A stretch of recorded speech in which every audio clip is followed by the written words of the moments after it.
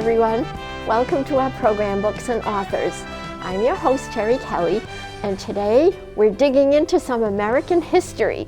We're speaking with Dr. Samuel Forman about his latest book, and it's about Dr. Joseph Warren. Welcome. Thank you, Terri. Great to be here. It's great to have you here. I loved your book. Thank you. It was really interesting. You brought history to life. There were so many things that I did not have any idea about.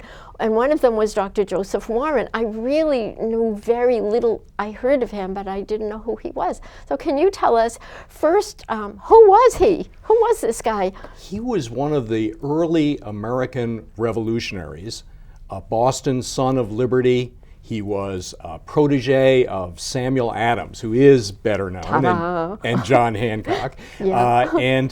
Together they organized the Boston Tea Party of history. They were involved in early American revolutionary iconic events, and sadly he's not as well known as the others now, though he certainly was nationally famous at one point and has sort of fallen off that pedestal over the years.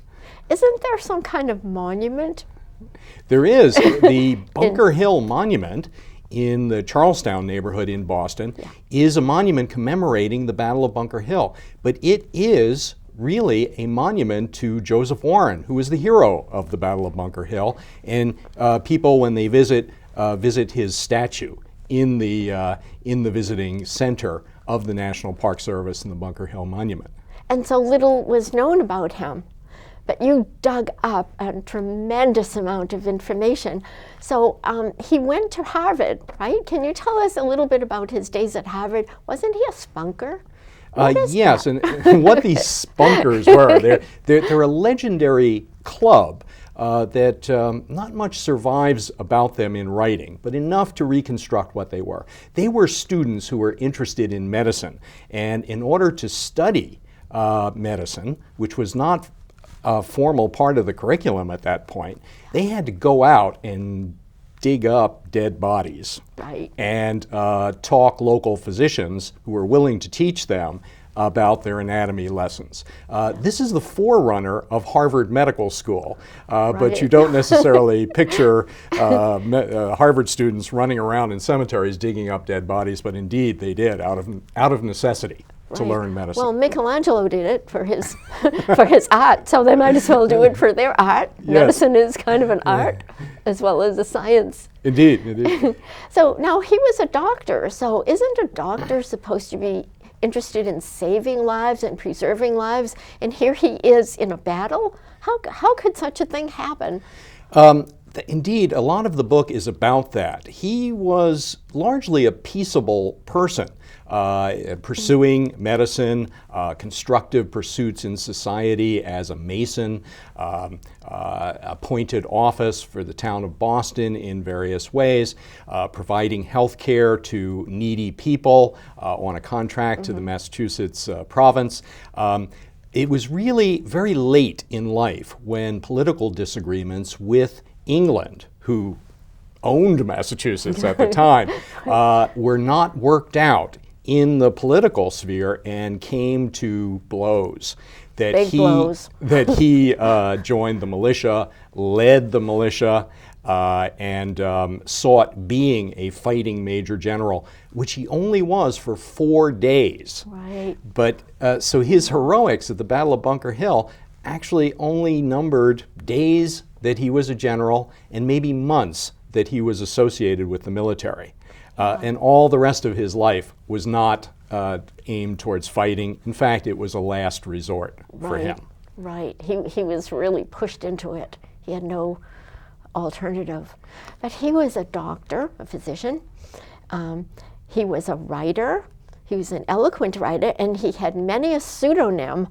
Yes. So he wrote in different ways for different reasons under different names. Can you tell us a little about his names, Graph Iatroos, and some of the other names that he wrote under and why he did that? The custom of the time in writing editorial pieces for newspapers, especially on controversial subjects, was to adopt pseudonyms. These are false names that would have some association with the reader, but wouldn't be obvious who the person was. Because Now, someone would kill you, maybe. well, or they might be your everyday friends and neighbors that you wanted them to concentrate in on the content of what you were talking about and not necessarily that it was you personally. Yeah. But it would also get to be evil fun in a town of 15,000, which was the size of Boston at the time, smaller, I believe, than Lawrence, that to second guess who those pseudonyms were. And that was another level of evil fun that the newspaper publishers would pursue. So early on in his involvement with Sons of Liberty politics, he adopted the names Paskalos, and then when he became more closely aligned with Samuel Adams and John Hancock, a True Patriot. In a medical malpractice controversy, he was Phylo Physic, which means lover of medicine. Yeah, I loved that Greek. one. But that was not unusual. Now, one of the opportunities I had in uncovering and describing Dr. Warren's life was to unmask these pseudonyms, which previously were unsuspected that it was him. And once I could demonstrate that it was him, at one point hiring a handwriting analysis to unmask one of those pseudonyms, you could see not only what he was doing in particular, but many of the personal asides that he included under these false names. Once you knew it was him, you could sort of get a feel for his personality and his evil sense of humor and his attitudes toward women and other things that you could tell once you knew what those pseudonyms were. Yeah, and his attitudes towards Dr. Young. Yes. Youngisms. Could you tell us what Youngisms are? Dr. Young was also a Son of Liberty, activist, Boston physician at the time. In fact, if he's remembered at all, Dr. Young, he was the one who named the state of Vermont. Oh, yes. So we remember him dimly for that. At least they do up north. But at any rate, there was a malpractice controversy arguing over what the appropriate medical care was for a poor lady who had very advanced tuberculosis. And Dr. Warren just assumed that Dr. Young was a quack and launched in this diatribe in the newspapers against quackery, against Dr. Young's practice, and it's almost comical, and I think was intended to be. It was comical. It was comical because it was so sarcastic and it was so entertaining. Indeed, And I think he intended it to be, although Dr. Young was very stung by the criticism. But later they made up in just 2 years and became very fast friends and were instrumental in iconic American events like the historical Boston Tea Party just a few years later. So they patched up their disagreements. Yeah, I was amazed at Dr. Warren's social skills.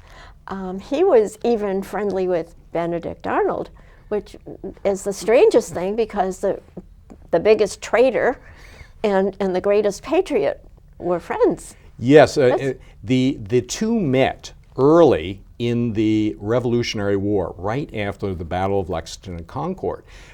Dr. Warren, in the absence of patriots we know better, like John Adams, Samuel Adams, who went off to Philadelphia to the Continental Congress, left Dr. Warren in charge of the Patriots and the Minutemen besieging the entire British Army and Navy in Boston. And people from surrounding provinces like Connecticut and Rhode Island and New Hampshire were coming to assist Massachusetts people and Bostonians to get their own city back as the British had occupied it.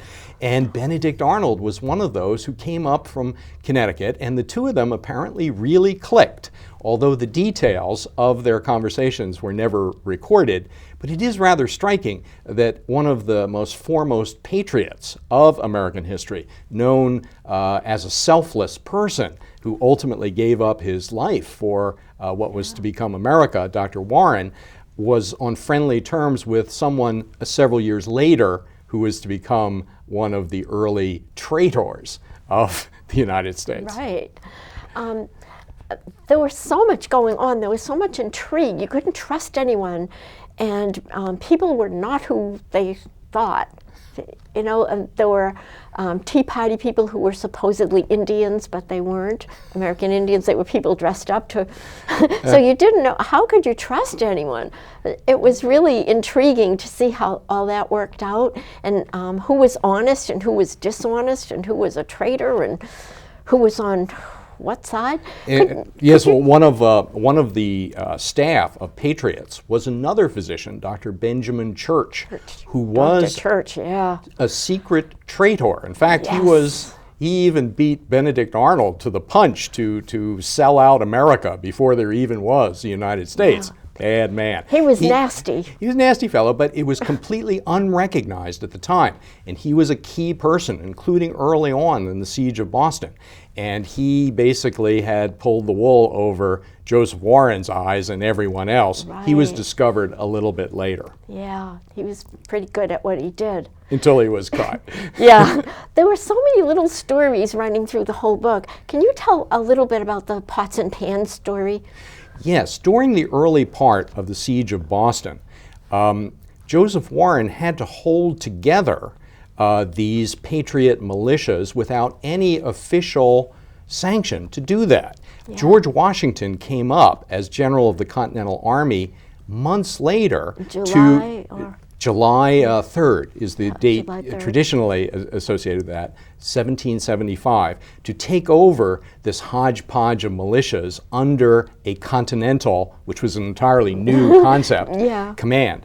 But in the months before that, it was up to Joseph Warren to keep things together. An expression comes to mind by spit, glue, and a prayer to keep the British under siege while deliberations were going on painfully slowly in Philadelphia at the Continental Congress. Right. And one of the situations that he would have to keep track of, in addition to all this military issues and supplying 20,000 Minutemen and militia who were constituted the American forces at that time, was just supplying enough pots and pans for the campments to cook their food.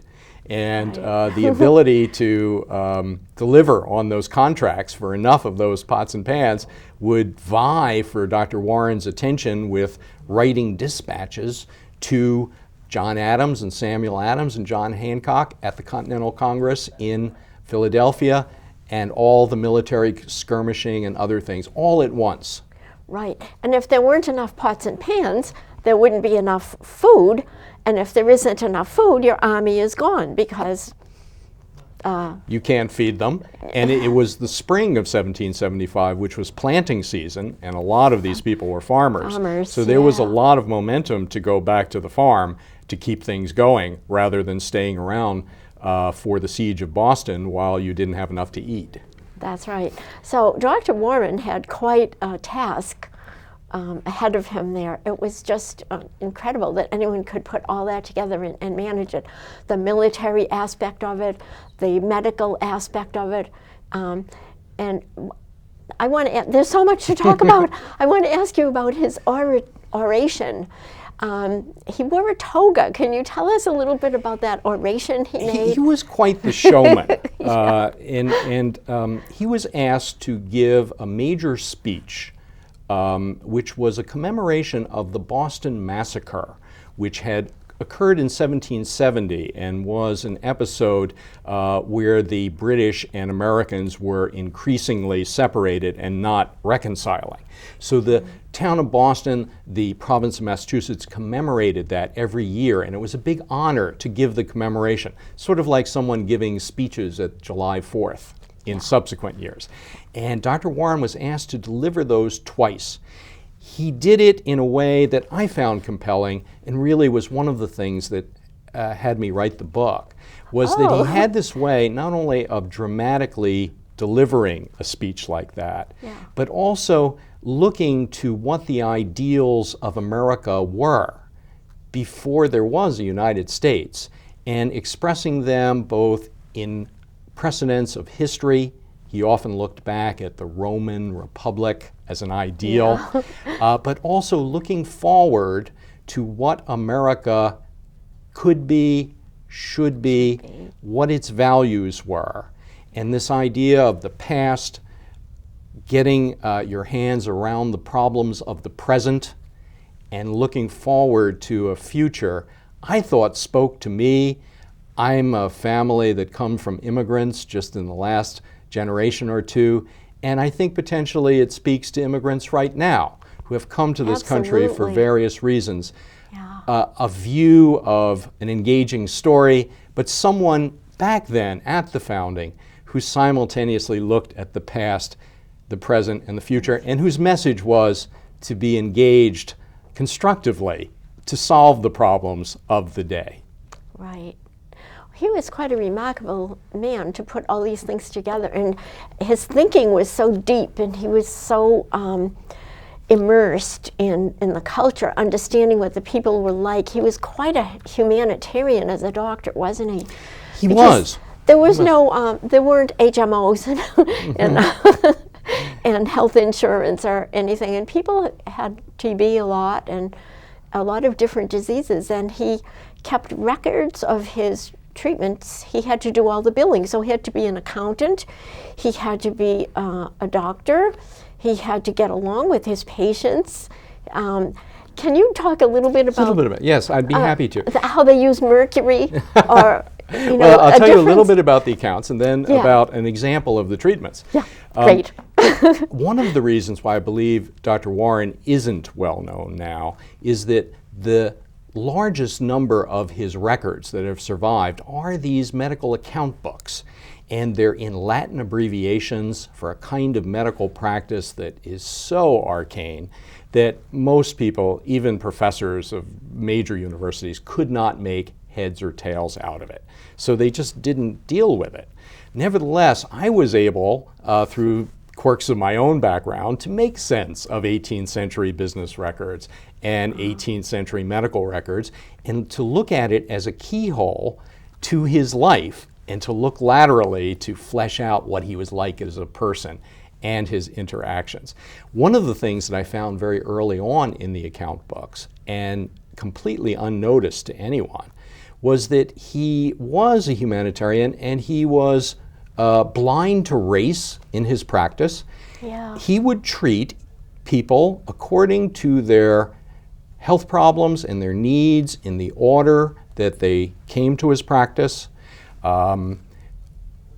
Treat them according to the needs of the health problems. Equally, with treatments regardless of cost, but regardless of their patient's ability to pay.